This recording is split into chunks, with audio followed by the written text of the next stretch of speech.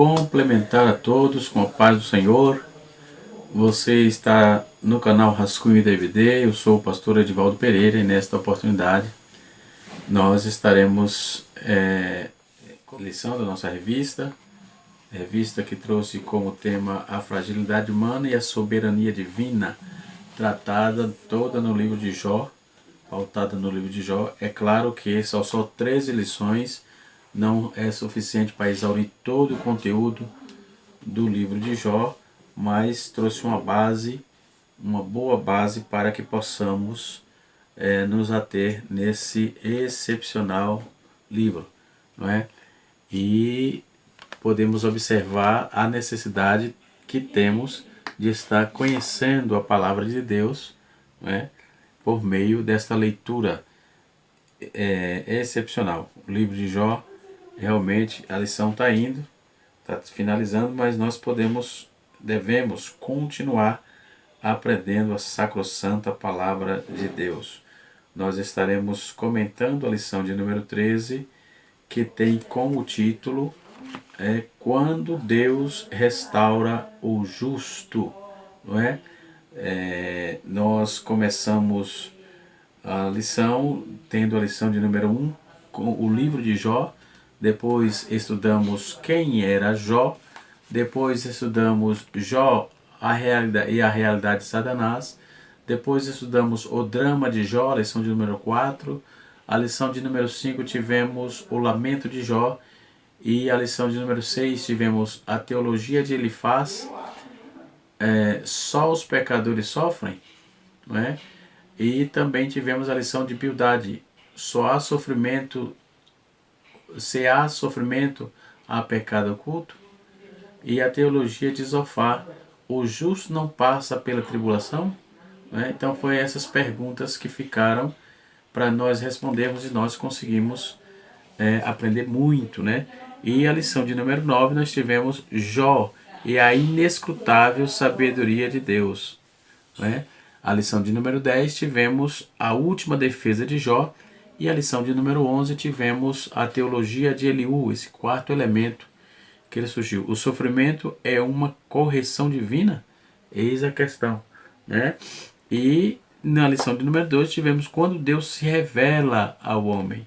E agora o capítulo 42, não é? Nos seus 17 versículos, dentro do seu conteúdo geral, vai nos apresentar Deus restaurando tudo que Jó havia perdido, né? A lição excepcional, lição muito boa, né? Então estamos finalizando agora, apesar de termos passado esse período, ainda estamos nesse período de pandemia, essa situação atípica, tenebrosa, né? Mas nós continuamos vivos, né? Aprendendo a palavra de Deus, aplicando, enfim, de forma que quero parabenizar aqui o pastor José Gonçalves, né? Nosso amigo também em rede social. Deus abençoe o senhor, a sua família, a sua casa, e que dê mais perspicácias e inteligência para que possamos termos lições relevantes como tal, tá certo? E a CPAD, a Casa Publicadora das Assembleias de Deus, que sempre vem trazendo materiais de altíssimo nível no que diz respeito ao conteúdo escriturístico, bíblico, teológico. Deus abençoe os nossos diretores, né? E assim sucessivamente. Um abraço a todos vocês e vamos para a aula, né? Quando Deus restaura o justo, né? A lição pautada no capítulo de número 42, o versículo de número 1 até o versículo 17, e nós vamos discorrer sobre essa temática, esse texto, né? Glória a Deus, é o que está escrito na nossa lição, ok? Poderíamos trazermos um resumo geral de todas as lições que eu pautei aqui, mas você pode ir no checklist, num playlist do nosso canal, e pode encontrar todas as lições aí. E você que vem chegando agora, que vai ver pela primeira vez, você pode ir num playlist e achar todos os vídeos estão aí, desde a lição 1 até a lição de número 13. Glória a Deus, que estaremos doravante gravado. Domingo, dia 27 de dezembro de 2020.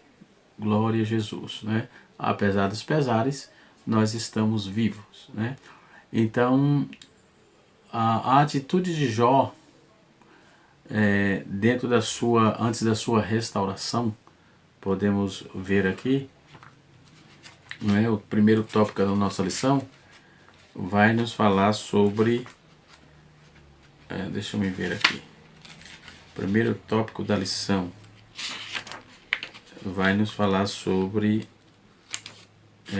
tem a introdução e logo após a humilhação de Jó, né?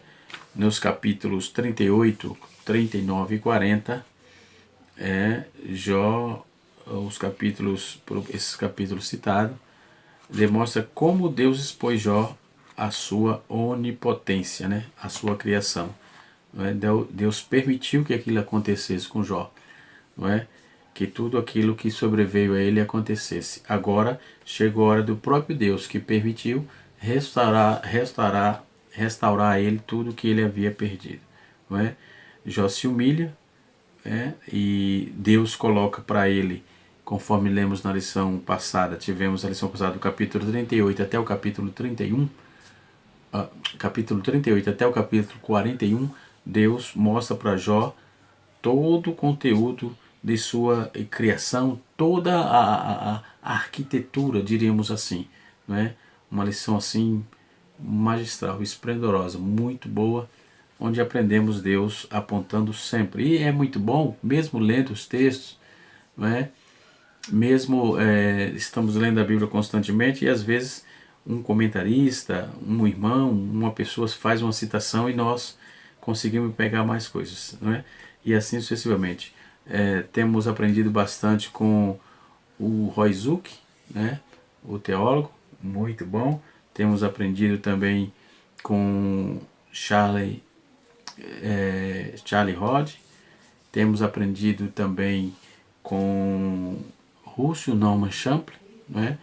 Que também explorou muito bem os seus comentários, né? E quando precisamos usar, temos aí um compêndio muito interessante e necessário, por que não dizer? O primeiro tópico é a humilhação de Jó, o segundo tópico é a intercessão de Jó e o terceiro tópico é a restauração de Jó, não é? Podemos observar que toda essa caminhada, não é? Agora Deus resolve dar a Jó aquilo que ele havia perdido, não é? Deus resolve devolvê-lo, não é? Deus resolveu devolver a Jó, não é? Então podemos taxar essa revista também como um final feliz, não é? Um final feliz. Então chegamos aí nessa reta final. Então podemos observar e verificar algumas perguntas que ficou aí. Primeiro, Deus falou primeiramente com o Jó e em seguida falou com os quatro personagens? A resposta não. Deus falou com Eliú, apenas com os três. Deus não falou com Eliú, apenas falou com os três amigos, né? Se você for ver todo o texto. Então Deus repreendeu os três. Primeiro Elifaz, Bildade e Zofar. Outra pergunta: a ira de Deus estava acesa contra Jó? A resposta é não. Estava acesa contra os três amigos, não é? E assim sucessivamente são perguntas que nós vamos deixar aí e responder também consequentemente, ok? Vamos lá. Deus, no capítulo 42, versículo 1, nós vamos observar que Deus se apresenta e Jó responde a Deus isso aí. Aí o texto vai dizer aqui, deixa eu ler, né? Deixa eu abrir aqui, que eu quero fazer a leitura. Diz assim: então respondeu Jó ao Senhor: bem sei que tudo podes, e nenhum dos teus pensamentos pode ser impedido. Quem é aquele que dizes tu que sem conhecimento cobre o conselho? Porque isso falei que não entendia. coisas que para mim nem eram maravilhosíssimas e o que eu não compreendia. Escuta-me, pois, e eu falarei, e eu te perguntarei, e tu ensina-me. Ou como ouve meus ouvidos, ouve, mas agora te veem os meus olhos. Por isso me abomino e me arrependo no pó e na cinza. Então, essa resposta de Jó foi o arrependimento de Jó. O arrependimento de Jó de ter feito algumas questões, questionado Deus em algumas coisas naquela conversa com os seus amigos, né? Mas ele agora tinha uma experiência de só ouvir falar, mas agora os olhos dele estavam vendo o Senhor, ou seja, Deus falando com ele propriamente dito, né? Então, por exemplo, há uma pergunta: você já conhece alguém famoso? Você conhece alguém que você se espelha? Qual é a sensação de você quando você tem uma admiração por uma pessoa e que você a vê, a encontra? Qual é a sensação? Então podemos ver que Jó teve também essa sensação, né? De encontrar alguém que estava na causa dele, era a causa dele, era da causa dele. Não é? É um pouco mais aguçado ainda do que ver famosos, né? Então Jó, ele agora estava vendo, né? Estava patente aos seus olhos o Senhor a quem ele adorava. Né? E no versículo 5 do capítulo 42 ele diz assim: como ouvi os meus ouvidos, mas agora, como ouvir dos meus ouvidos, ouve agora te veem os meus olhos. Então, como meu ouvido te ouviu, agora os meus olhos te veem, né? Os meus olhos é quem está te vendo. Então, as palavras de Deus que trouxe no capítulo 38 a 41, conforme eu disse, tiveram um impacto profundo aí na vida de Jó, trazendo aí para Jó, dando-lhe uma nova visão da grandeza divina, né? Do poder divino, né? Seu poder, a sabedoria, enfim, essas palavras foram ecoando nos ouvidos de Jó. E ele repete isso por algumas vezes, né? No capítulo 2, capítulo 42, versículo 3 e 4, no capítulo 38, verso de número 2 a 3, e o capítulo 40, verso de número 40, verso 7. Então, essas palavras ele repetiu no capítulo 42, né? E assim sucessivamente. Então, agora já pode falar que Deus dirigiu-se-lhe todas as perguntas angustiadas. É tanto que ele queria um dia com os seus amigos pedir uma oportunidade para Deus falar com ele. Então, e ele vai e se arrepende. Ele diz: por isso me arrependo, me abomino no pó e na cinza. Então precisamos entender aqui que Jó não está concordando com os amigos, confessando que foi um grande pecador. Não, é que ele recebia um castigo conforme piedade. O sofrimento era por causa do pecado, dos problemas. E assim se vê, mas não era isso. Mas ele se arrepende das palavras intempestivas, né? Palavras que intempestivas, sem pensar, de acusar Deus de injustiça, de achar que ele no direito de receber uma explicação de Deus. Deus podia me explicar porque estou passando essa luta, tipo, coisas assim, né? Enfim, de toda a sua fala e submissão à confiança no Senhor. Jó continua aí estando no pó e na cinza, conforme ele frisou, né? Mas aquela paz que vem do coração verdadeiramente quebrantar diante do Senhor. Mas as palavras de um comentarista, por exemplo: Deus ama Jó o bastante para humilhá-lo. É o sinal do amor que Deus que ele põe a Jó. Ele põe Jó lá embaixo, mas pois é o lugar certo para toda criatura. Então nós vamos observar que tudo que Deus fez foi para que o seu nome fosse glorificado na vida do patriarca Jó. Outra pergunta, eu fiz duas, mas quero deixar mais uma. O discurso de Jó era limitado, pois afirmava que bastava Jó conhecer o seu pecado para que tivesse novamente a sua prosperidade. Então, o discurso dos amigos de Jó, ou melhor, eram limitados, né? A resposta dessa pergunta foi uma argumentação apresentada aí pelos três amigos. Foi o argumento que ele apresentava. Então, Deus chama Jó de servo alguém que havia feito antes um diálogo inicial com Satanás? A resposta é que Jó é servo de Deus, diante de Deus e diante de todos, né? Conforme vemos no final aí, no capítulo 42, né? E podemos ver que a atitude de Jó antes da restauração, o que é restauração? Segundo o dicionário da língua portuguesa Aurélio, né, é o ato, o efeito de restaurar, conserto de coisa desgastada pelo uso e recomposição de algo. Não é? Isto acontece na vida de Jó no final da sua aprovação. Então no capítulo 42 ele apresenta a condição de ter entregado sem reserva ao Senhor, uma entrega feita quando ele ainda se encontrava em seu sofrimento. Então, não tendo aí recebido nenhuma explicação sobre esse mistério, né, Deus se calou com ele, e depois, quando veio falar, Deus disse quem criou as coisas, quem fez, conforme a lição que tivemos na lição de número 12. Né? Então, já reconheceu quanto Deus é soberano. A partir do seu versículo 2, ele diz assim: bem sei que tudo podes, e nenhum dos teus pensamentos pode ser impedido, ou seja, tu és soberano. Não é? Eu sei que sou vil e que me arrependeu eu, e amanhã não ponho a mão na minha boca. No capítulo 40, versículo 4, ele diz que colocava a mão na boca para não, porque se achava indigno, né? Era vil, e assim sucessivamente. Então, em meio a essas queixas, Jó havia desejado ir se apresentar diante de Deus para questioná-lo. Isso aconteceu no capítulo 23, versículos 1 a 7. Ele queria uma oportunidade para questionar Deus, por quê, isso. Então, naquela oportunidade lhe faltou argumento, mas agora, pela segunda vez, o submisso aí, ele a responder a Deus, declara: bem sei que tudo podes, não é? Eu sei que tudo podes, e nenhum dos teus pensamentos pode ser impedido.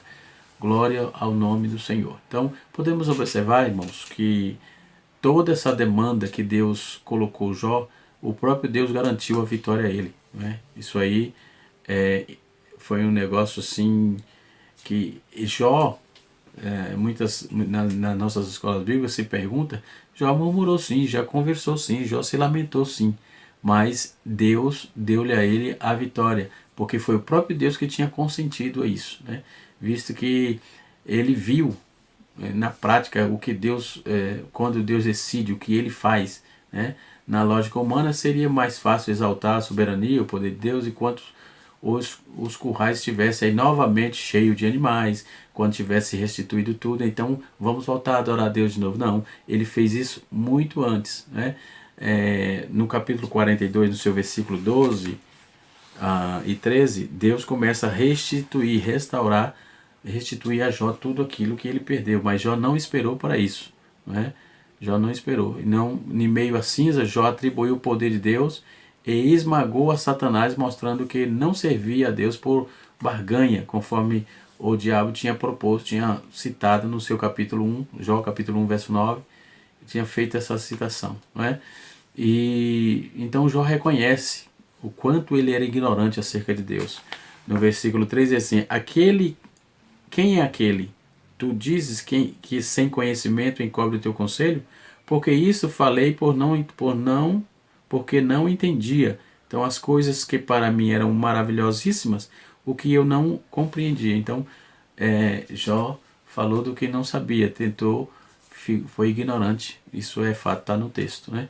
Então, quando ele diz aquele que tu dizes, ele está fazendo aí uma citação das palavras que Deus havia lhe dirigido no capítulo 38, versículo 2, né? Ele tinha feito, tu diz que, conforme está no versículo 3, quem é aquele que tu dizes que sem conhecimento encobre o teu conselho? Né? Então, Jó faz a mesma citação no capítulo 42, dizendo que eu realmente era ignorante, né? Aí o conhecimento teórico de Jó que ele tinha de Deus não foi capaz de responder nenhuma das perguntas que Deus fez expressas a ele. Nenhuma das perguntas. Segundo o comentarista russo Norman Champlin, ele diz que Jó não teve condição de responder a Deus, né? Nenhuma das 70 perguntas aí expressa, né? Que foi interrogativa e declarativa também, né? E feitas pelo próprio Deus. Então, segundo Matthew Henry, por exemplo, ele vai falar sobre a soberania divina e diz assim: nós vemos o que Deus fez, mas não sabemos o porquê o fez. Ele é o que ele visa e nem o que ele conseguirá com isso. Ou seja, o que nós vemos o que Deus fez, não é? Não sabemos o porquê fez, não é? E ele visa e nem o que ele conseguirá com isso. Nós não conseguimos visar isso. Mas essas coisas são maravilhosas para nós e estão fora da nossa vista para descobrir. Portanto, fora do nosso alcance para alterar aí, fora do nosso alcance e fora da nossa jurisdição para julgar por quê, para quê e como. Né? Matthew Henry vai fazer essa citação no seu comentário. Né? E realmente isso é fato. Né? Deus não precisa explicar nada para ninguém, porque Ele é Senhor, Ele é soberano, e vai ficar dando explicação. Né? Deus é soberano nas suas atribuições e responsável por tudo aquilo que faz. Né? Então Jó reconheceu quando ele precisava aprender de Deus. Né? Quanto ele precisava. Deus exigiu dos amigos de Jó de que oferecesse sacrifício pelos erros deles. A resposta, Deus exigiu aos amigos de Jó em favor deles mesmo. Deus pediu sacrifício para os amigos de Jó, né, para que eles fizessem em favor deles mesmo, até porque eles tinham errado, né, de forma contundente. Então, quando Jó reconheceu que precisava aprender acerca de Deus. No capítulo 42, verso de 4 a 5, ele se coloca ele se coloca agora numa condição de um aluno disposto a aprender. Eu te perguntarei e tu me ensina.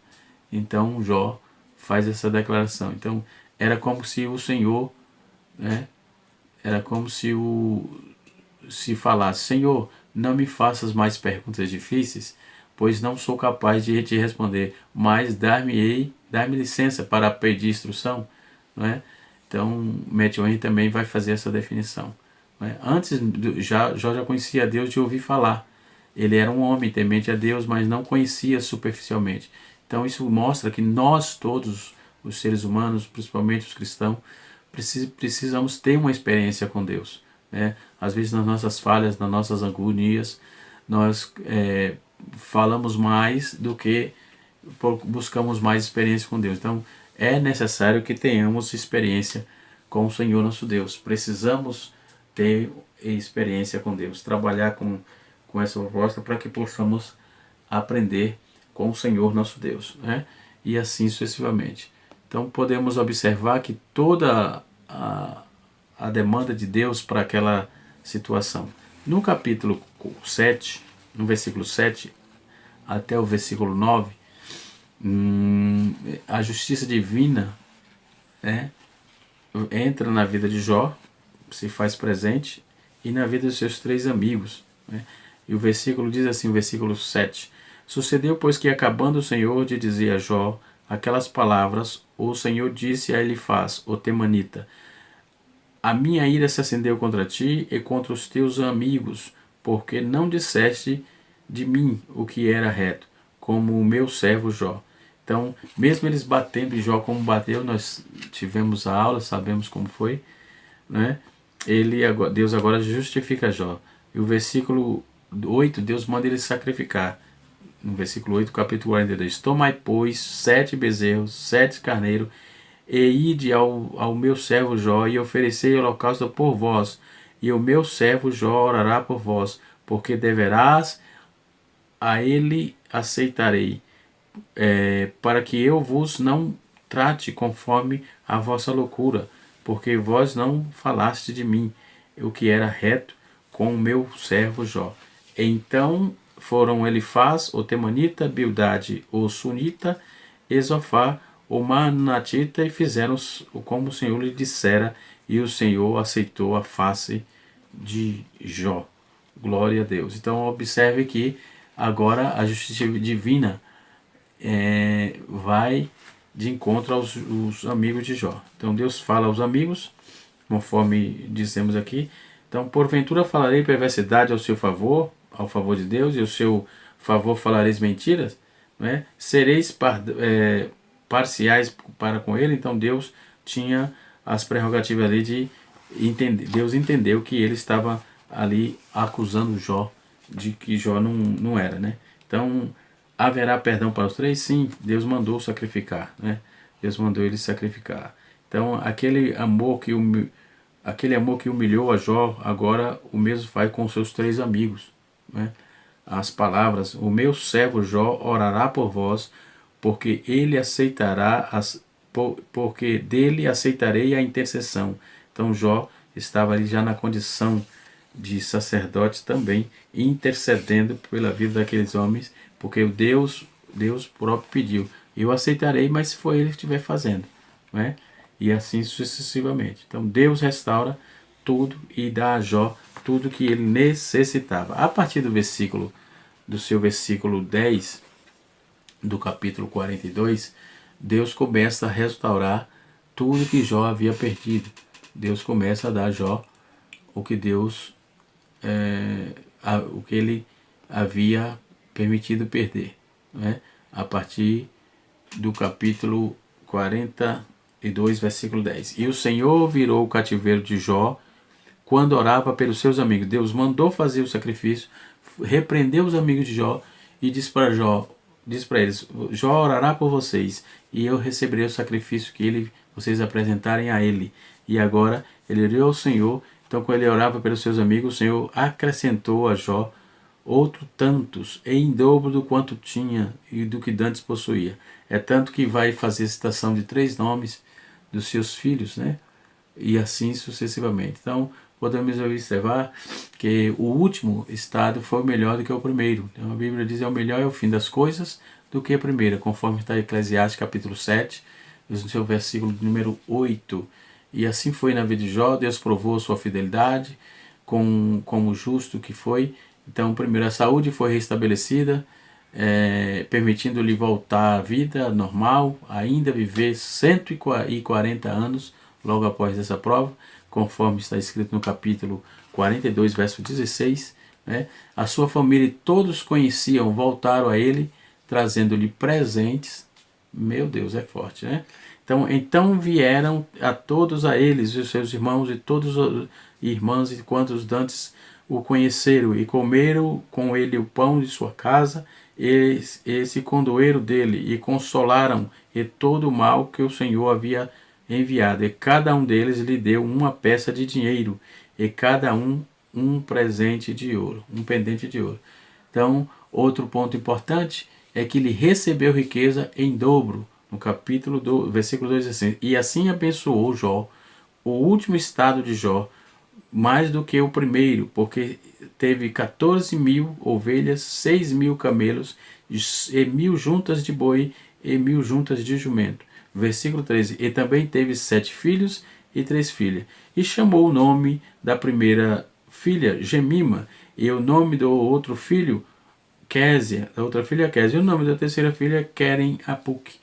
Nós não temos, a Bíblia oculta o nome dos homens, dos 7 homens, mas das 3 moças estão aqui os nomes. Né? E depois disso viveu Jó 140 anos, e viu seus filhos, e viu o filho dos seus filhos, e até a 4ª geração. Então morreu Jó, velho e farto de dia. Bendito seja o Cordeiro. Então, a bênção de ter novamente os seus filhos de volta, conforme vemos aí. Então, as lições que aprendemos aí, com essa provação de Jó, né? Paulo diz: porque tudo que dantes foi escrito para o nosso ensino foi escrito. Romanos capítulo 15, versículo número 4. Então, temos que tirar proveito dessa provação. Paciência, confiança, fidelidade a Deus faz parte para aqueles que estão diante do soberano e que o soberano quer o provar, não é? Deus é soberano, permite o sofrimento, por mais doloroso que ele seja o processo. Devemos aí entender que Deus, ele permite o sofrimento na vida dos justos, né? Conforme está escrito em Jó capítulo 12, 1, versículo 12, capítulo 1, versículo 12, capítulo 2, versículos 6 e 7. Então o justo não está aí isento do sofrimento. É bom que tenha isso em mente, né? Como a alegria e falsa teologia da prosperidade ensina, né? Então o sábio rei Salomão já dizia assim: tudo sucede a todos. Mesmo sucede o justo, sucede também ao ímpio. Capítulo 9, versículo 2 de Eclesiastes. Então, esse negócio de que o justo não sofre e tal, isso é falácia. Já vimos na nossa lição, as teologias de Elifaz, Bildade e Zofar caíram por terra, né? Tendo paciência, confiança em Deus, fidelidade a Deus, Ele nos conduzirá a uma grande vitória para a glória e honra do seu santo nome. Glória a Jesus. Então, precisamos cuidar disso e ter a certeza de que o Senhor abençoa. E a Bíblia diz que Deus abençoou Jó abundantemente, tanto bênçãos materiais como bênçãos espirituais, né? Jó teve tudo em dobro, então suas bênçãos foram restauradas, sua vida foi restaurada e assim sucessivamente. Deus abençoe a todos e até a próxima aula, se Deus assim nos permitir. Canal Rascunho DVD, se você gostou, deixe seu like, deixe seu joinha e se você ainda não é inscrito no nosso canal, você pode se inscrever para receber os próximos vídeos. Um abraço e até a próxima.